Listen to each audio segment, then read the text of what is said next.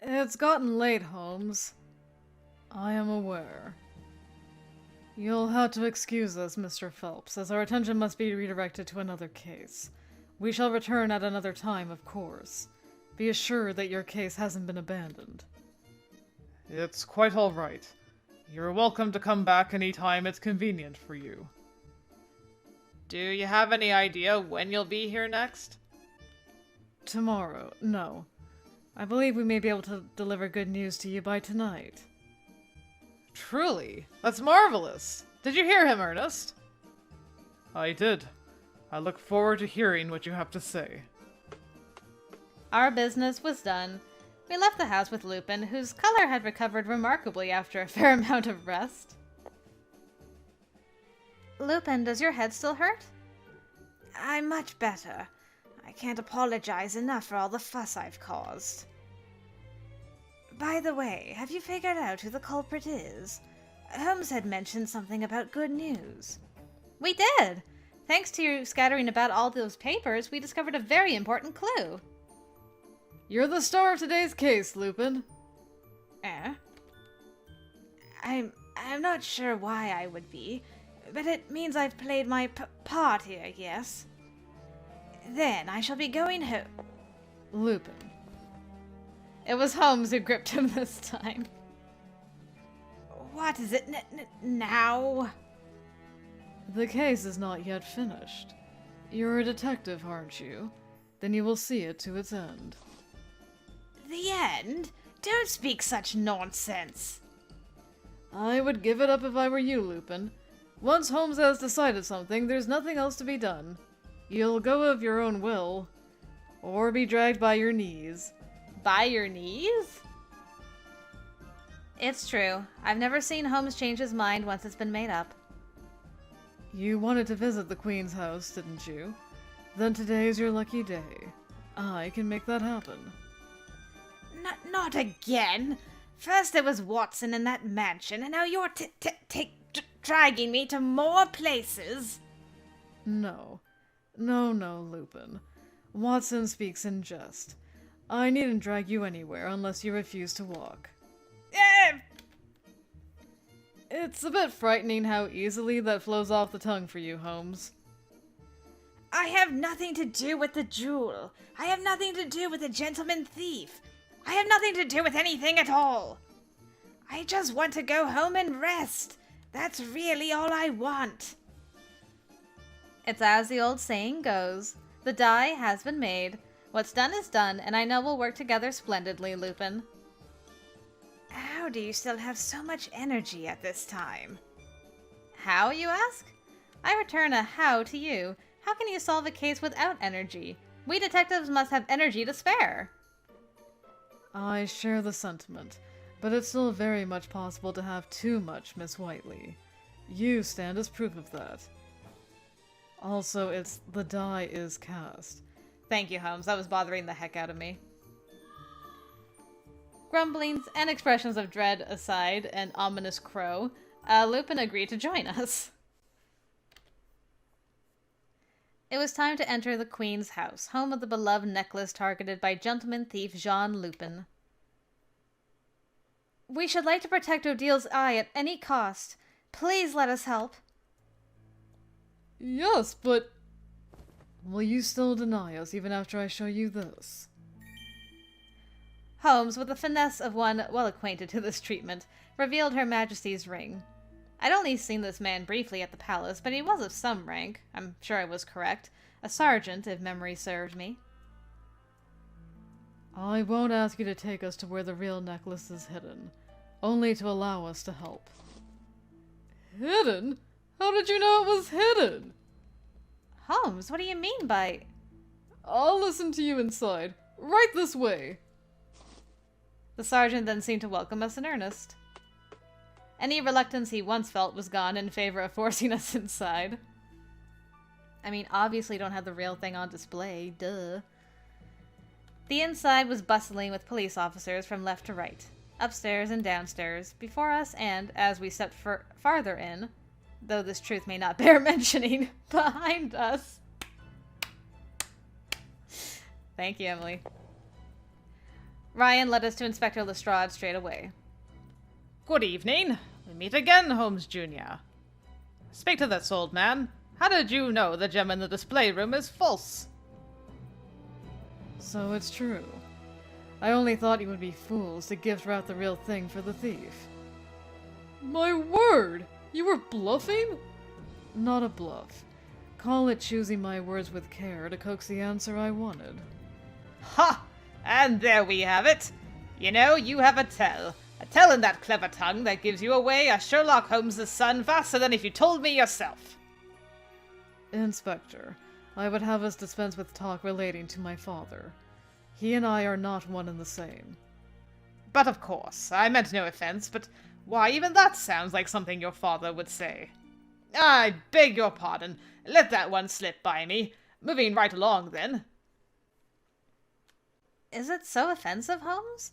Your father is well known for his detective work, so I'm not surprised you two have plenty in common. Miss Whiteley, you are abusing my patience. It isn't easy to have a celebrity for a father. Wouldn't you say, Lupin? What? I suppose. Yes, it must be difficult to have an unreasonable father.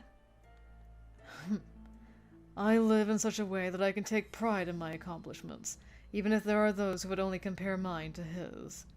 Yeah, actually, the whole talk about famous dads is an interesting one, because I'm wondering...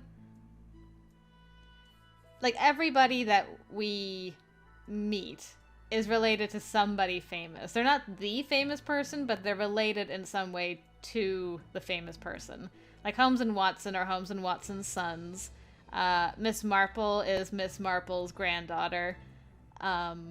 Lupin is Lupin's protege, like kind of adopted son, by the sounds of things. I don't know about Jack. I assume Jack is like Jack's son? Maybe? Like the real Jack the Ripper's son? But us as a character, like, who are we? Like, we're related to... Like, our mother seems to be someone well-known, especially to Queen Victoria. But we don't actually have a name? And I'm so curious if like, one of the plot twists in this game is like, oh, we're related to so-and-so. I don't know. We're like Moriarty's daughter or something crazy like that. Maybe not. Maybe we're just famous locally. Like, just to the Queen and stuff. Not related to any kinds of fiction. But it would be interesting. I'm just curious if that'll be revealed at some point. And my pride will not escape me. I shall clarify again and again that I do not live the same life as my father, quite simply because I am not my father. It's hard to say if he hates him or loves him when he goes on like this. Oh, it's only natural that he loves him. He's his father.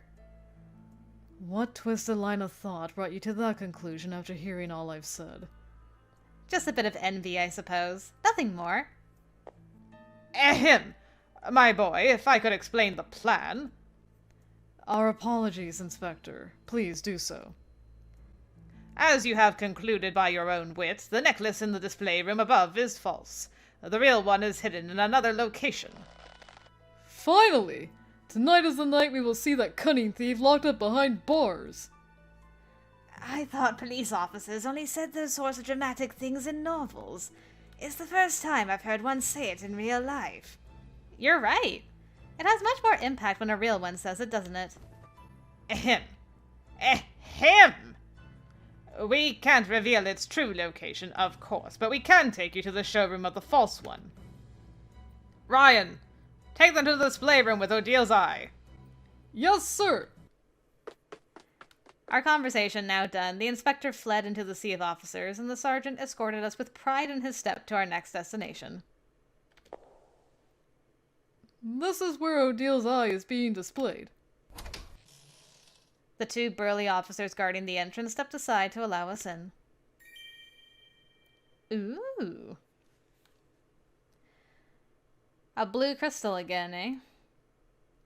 There it was, in a glass case at the center of the room, well lighted and granted all the attention of a songstress on stage, was that divine necklace I remembered from the paper. goodness, what a stunning necklace. So you like these sort of things too? Girls really do love anything that sparkles. I thought you would prefer food to jewelry. You're such a rude man. Why, I've always dreamt of wearing something so beautiful one day. And let's hope it stays a dream. Should rather think the reality is similar to dressing up Humpty Dumpty. How dare you? That is so rude. Ooh. I'll get you for that. I have said it once, and I shall say it again. You are a rude man. A horribly, awfully, dreadfully rude man. Emily, calm down! And Holmes, don't go around saying things you don't mean. Dear Watson, you know I would never say something I don't mean. You don't need to say that so smugly. Lupin, go on, tell the man off. He's gone into focus mode on the gem. He's like, ooh. The decoration is simple yet elegant, stunning. Every part of its design is meant to draw out the gemstone at the center. And this is the imitation. It is beauty in its own right, to be certain. Lupin? I could not agree more with Miss Whiteley. This is a lovely necklace that would suit any woman. Think of any woman, no matter how beautiful, and she would be a finer vision still with this. You don't need to sell it to us, really. You have a keen eye. It may not be the real one, but I've been told the gemstone used is quite valuable. The Yard kidnapped, so to speak, a craftsman who works for the royal family to replicate the origin— Don't touch the case, please! I took one step, to which Ryan responded with 2 steps to stop me. There's a trap here! We furnished this display with 2 powerful chemicals, diethyl ether and nitrous oxide. One is used in anesthetics, and the other is more commonly known as laughing gas, you see. Think of the danger! Okay, some more stuff. I'm not gonna write this down, I'm gonna resist the urge. It has 15 times the potency of a normal dosage. Simply touching the case will cause it to open so the gas will leak. Were you to inhale even the tiniest bit, you would be Lupin, I swear if you tripped into the case, I'ma slap you. Now, where have I heard that cry before? A yelp and a thud, precisely weighted the same as the one I heard in Mr. Phelps' study, had my attention. I peeked around the other side of the case for the source. The ring. It was, as we all knew, Lupin, and I was more startled this time than the last. He was not holding his head or behaving in any way one does after taking a mild tumble, but was splayed with his face flat on the floor. Did he touch the case? Oh, but if he had... Lupin! Tell me you're all right! I rushed to his side. He was no longer conscious, but I, in habit, politely motioned to his body, and fretted as I did, took to politely shaking him ever so slightly to confirm what we knew but could not say before polite observation. Not again, Lupin! It was right after the sergeant explained, too. God weeps at the idiocy of his own creation. Well, I've got his ring. Ryan, pardon us for burdening you with this matter, but might we borrow a room so he can rest? Absolutely. Come with me to the curator's office. Pooh! Had I warned you only minutes earlier! Don't lose sleep over it. I've a feeling it would have happened even if you did. Watson, if you don't mind. Not at all. Huh? The burly assistant, sighing at the ridiculousness of it all, lifted the boy by slumping him over his back. We agreed to report to the curator's room on the ground floor. What a blunder! Though it is no fault of yours, I must clarify. Your work would no doubt be easier had I not requested that my hiring you to remain a secret. And yet I never thought you would be so young. Your surname is Holmes, so I assume the man I hired was the Sherlock Holmes. Holmes did little to mask his dislike of the comment. The curator was an elderly man who was very good-humored about the situation, and after volunteering the sofa for Lupin to rest, he served us all tea. I hope it isn't a problem that we've barged into your office, and here you are serving us tea as though we're guests. Think nothing of it. With so many officers scouting the museum, I've much time to spare for the present. It is also my pleasure to have such a charming student come visit me. I'm charming? Oh, nonsense. You're making me blush. Oh, Watson. What is the matter with you? He doesn't mean you. And why does thinking so please you? Better to be charmed than staring daggers. Don't look so bitter before a client when all he's done is mistaken you for your dad. Watson is right. Everyone makes mistakes. It won't do you any good to hold it against them. Think of the positives. Laugh it off. Making fanciful excuses for your own failings is an excellent way to stop working towards any achievement at all. Sir, may I ask you something in relation to the works exhibited here? Please do. I've been a curator here for over 20 years. There is not a thing you could tell me about this place that would take me by surprise. Very well. Might you confirm a piece with this name exists in the building, then? So swiftly had Holmes taken out the note and presented it to the curator that I hadn't realized what he was doing until he received an answer. Yes. Yes! That painting is being exhibited in a room on the top floor. The inspector has been persistent in his questions about that room. Are there any hidden passages? No secret doors, are there? I'm in your debt. You've been most helpful. I've been watching over that painting and the necklace Jean Lupin targets for as long as I can remember. I know they belong to this nation and not this building, but I shudder to think of them being mishandled by those who would do them harm. That is precisely why I called upon your services. It is a selfish act of a mere employee, but I beg that you prevent this theft. You needn't fear. No one will steal Odil's eye tonight. Or ever. What confidence! And I'm so pleased to hear it. Do you already know what Lupin Jr. will do? And what of the thief who stole Mr. Phelps's prized earrings? Indeed, I know the answer to both of these things. Not only does a single suspect come to mind, but I know he'll be making his appearance tonight, for he has yet to understand that Lupin Jr. is only using him to do his dirty work. All I lack on these cases is conclusive evidence. 4 days ago, the light in the room was still broken. It shouldn't have been possible to know what color the gemstones were without being explicitly told. Right? Good point, Emily. That should have been the first time you saw them. Unless... But we have all the evidence we need, don't we? We do. Do you recall what we were told at the mansion? She's about to blow Holmes's brain. A lone pair of footsteps echoed in the otherwise empty display room on the top floor. It was by the light of the moon that one could see a figure making their way across. This room was where the true Odil's eye was hidden, and this figure who stood within reach was an officer. He surveyed each and every painting he came across with a lamp in his hand. Only when in front of one particular painting did he stop at last. Its name was the Goddess Ariadne. The officer placed the lamp on the floor gently to avoid noise, and then, with a greedy and prideful countenance, reached towards what was to be his reward. When he could nearly touch that which he desired... Stop right there!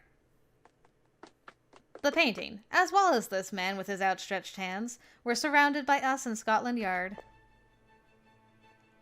I cannot proclaim to be an expert on gemstones. Holmes stared directly into the eyes of the culprit. However, I know one thing to be true from our class studies. The gemstone used in Odil's eye was also used for a pair of earrings. I wonder, because I'm like, the fact that they're both the same kind of blue has got to be a connection. That which is known as Odile's Tears. It was upon receiving a request regarding Mr. Ernest Phelps' missing earrings that I divined that two separate cases had, in fact, one answer. You knew Mr. Phelps owned the other half of Odile's eye, didn't you? It was the only reason you became friends with him. And since you wanted both for yourself, you conceived a plan with none other than a gentleman thief to steal the necklace. You must have tempted him with the ownership of a complete blue diamond. She's gonna get you. Isn't that right, Mr. Frank Sutton? Good disguise, though. Ludicrous! First of all, in what manner could I contact Lupin? Oh, a number of possibilities come to mind. The most likely would be you picked a day when he declared one of his thefts and made attempts to meet with him during the act. Look! You good, Frank? Uh, The goddess now looked down upon her admirer, a criminal, a man whose face was no longer obscured but remained excited with pride even when cornered.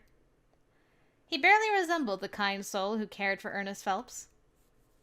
I kind of had a feeling it was him. He was too calm about the entire thing.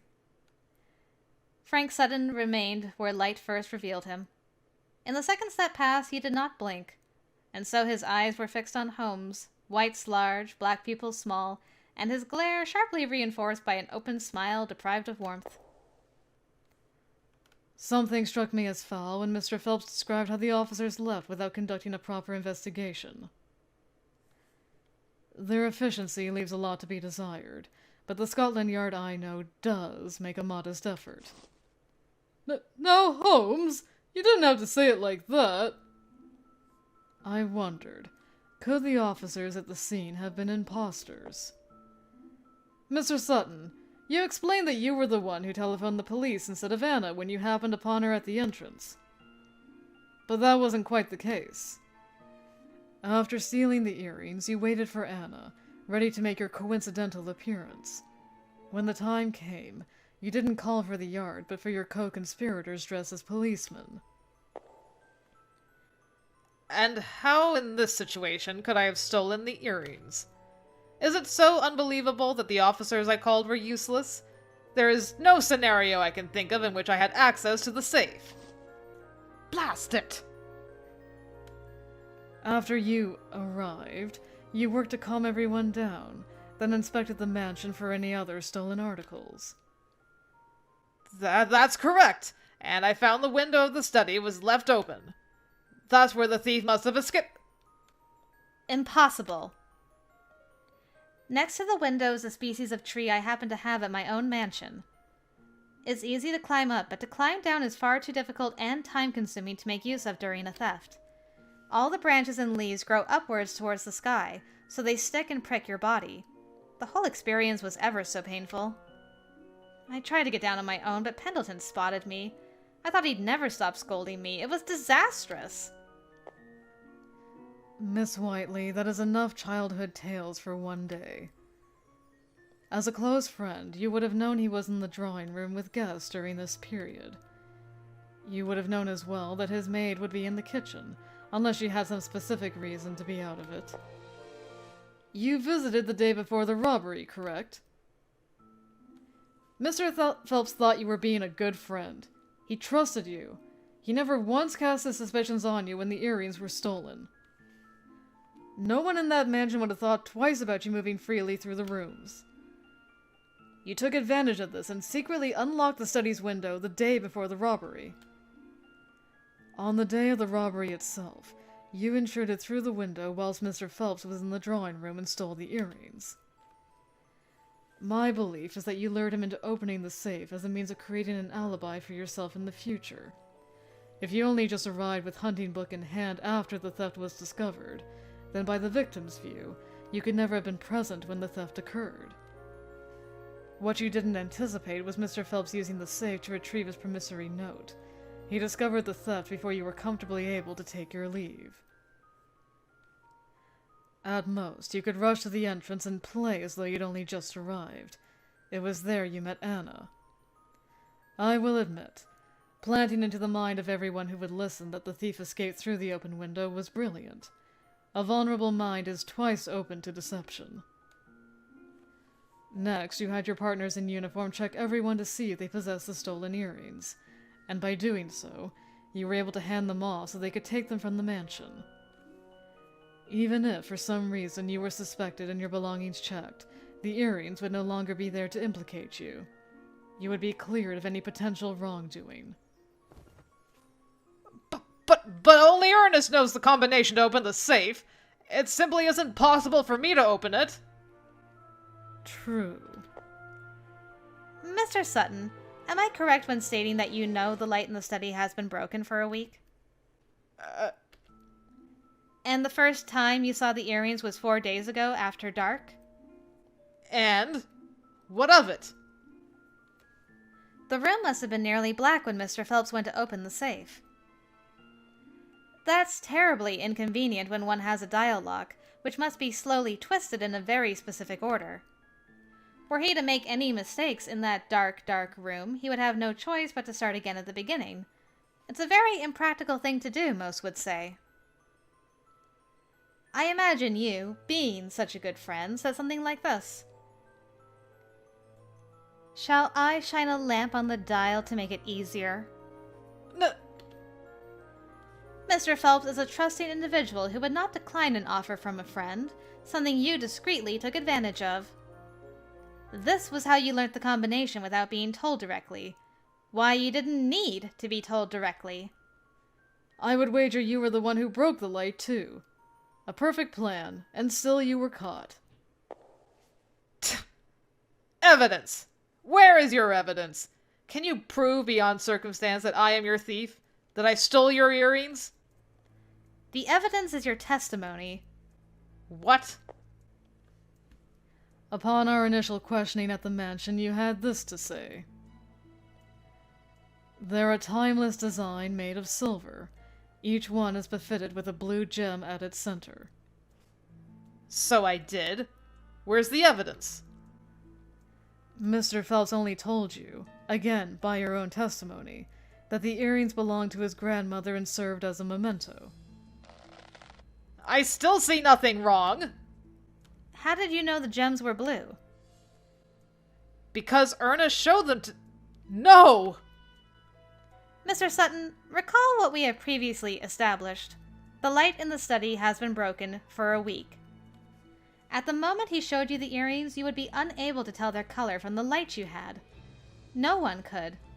After all, the ornamental lamps Mr. Phelps collects are all made using colored glass. If that were the only time you saw them, then how could you have possibly known what color they were? The only explanation is that you're the one who stole them. You knew they were made of the same blue diamond as Odile's eye.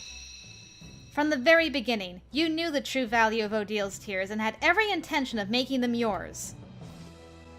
Damn it all! Mr. Sutton fell to his knees. If only he hadn't called for you detectives over a reason as imbecilic as missing a keepsake. How did you even find this place? I'm only here because he used you. That's why. Holmes presented the crumpled paper he had lightly rubbed with charcoal to the criminal. 7 p.m., 10:09. Retrieve from behind Ariadne at the Queen's house. I set fire to that paper! Why do you have it? This remnant was in the same room as the safe. He must have been hoping a clever someone would chance upon it. Convenient that that was the one that Lupin knocked over, wasn't it? Perhaps you think it was he who hid the necklace behind the painting after he stole it, but that's where you're mistaken. This is where Scotland Yard hid it in order to trick Lupin Jr. He learned of the true whereabouts himself, and then passed that information along to you as bait. It is here, the location only known and guarded securely by the police, where you would come. Certainly he must have impersonated an officer, discovered the necklace's location, and passed this information to you through that note. What other reason would such a note be left in Mr. Phelps' mansion if not for his fellow thief to find? I'll give you that I discovered the note in my pocket directly after you left. God! This madness. It's all a mistake! That devil is the one responsible for this! I was only following orders. He is the money grubber. He is the thief. Do you believe you can worm your way out of this? We've looked into your background. You're part of a gang of lowly thieves who have stolen money, fine arts, and accessories throughout London. You are also suspected of 3 robbery homicides. Oh. You and your partners can try all you like to cover up your crimes. But we'll reveal them all and expose them to the light of the sun. The truth can't stay hidden forever. Your day will come. Inspector Lestrade stepped towards Mr. Sutton to conclude the matter once and for all. Frank Sutton, you are hereby under... You can't take me! What? Inspector! In a flash, the horrid man grabbed Inspector Lestrade and pulled. The surrounding officers attempted to charge, only for their first step to be in vain. Mr. Sutton thrust the inspector forwards to block the view of Watson and Holmes, and used the moment to take me next. Watch out, Emily! Miss Whiteley! Out of my way, or I'll slice the girl's throat! I felt the burn of steel pressing into my neck. Great. With me as his hostage, he edged backwards towards the balcony. Holmes! Emily is going to be taken at this rate. Surely you have a plan. Oh. How can this be? I have to stop him. I must do something! But then you see, this chaos was subdued by a fantastic turn of events. Hello?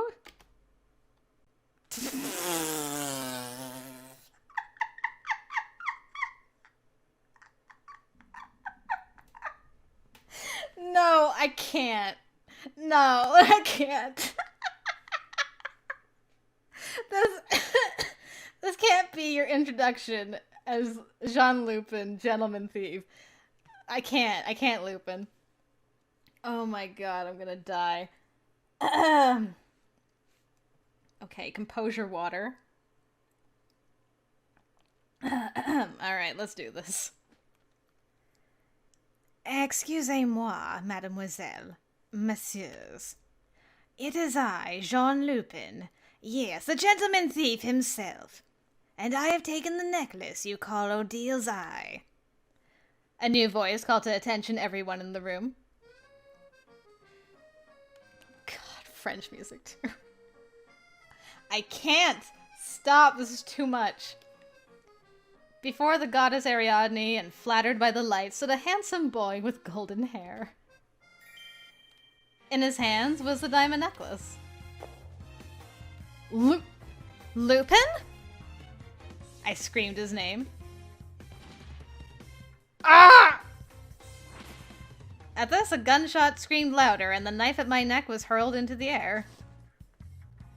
Who was it? Who shot me? The knife flew in an arch before landing on the floor with a clatter. Or so I heard, as I never did see it hit the ground. Before I had a chance, Lupin dashed to me, and my vision was clouded fast by a white cloak.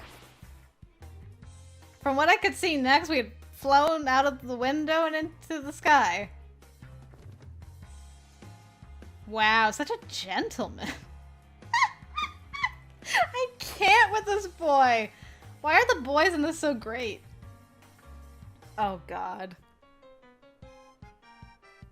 I've been slain. I've been slain. Are you all right, my princess? Why am I so close to him? Why is he holding me in his arms? Why am I flying? If you could answer me one quick... Please, shrink in the silence. Huh?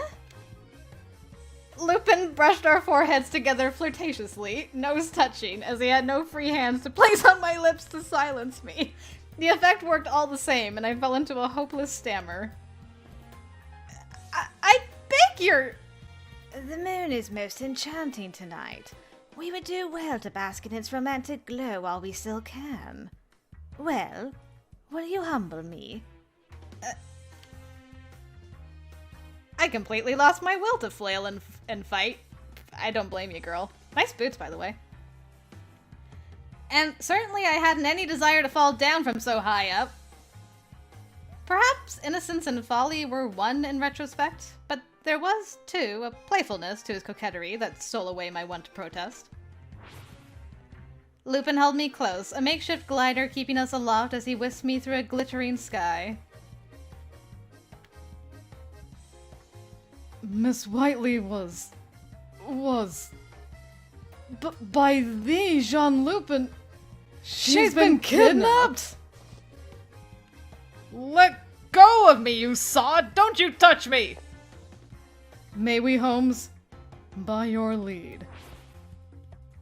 That's Shut enough up from already! you. Oh, Holmes and Watson's fist struck Frank Sutton at the same time, forcing him to double over in pain. Get him, boys. Restrain him! yes, sir! By the sergeant's order, the officer swiftly apprehended the criminal. Inspector! We're in a bit of a fix. Odil's eye has been stolen by none other than Lupin Jr. Bloody hell! I knew that, you idiot! After him! Now! Inspector Lestrade barked orders at the men as his sergeant assisted him in standing up again. He was still on the ground. Sir, the necklace I meant was the false one. The one exhibited in the display room. What? Why would he steal that one too? By the time we arrived, it was already missing from the case. Oh my god, do you think Lupin stole it for Emily? I will die. We found his calling card in its place, sir. Is this a playing card? See here, it's the Queen of Diamonds.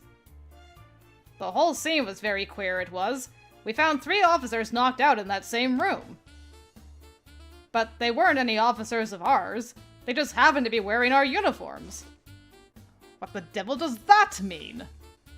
We looked into their identities and discovered they were partners of Frank Sutton's, all of whom had committed several crimes right here in London. Now all we need to do is capture their leader, Frank Sutton. Your orders, sir. Hang it all! The one we arrested was Frank Sutton. He was? Take them all away, and chase after the gentleman thief. But, Inspector, which order should I follow? For God's sake, just arrest Lupin Jr. Yes, sir. Holmes Jr., you will accompany me. Where'd they go?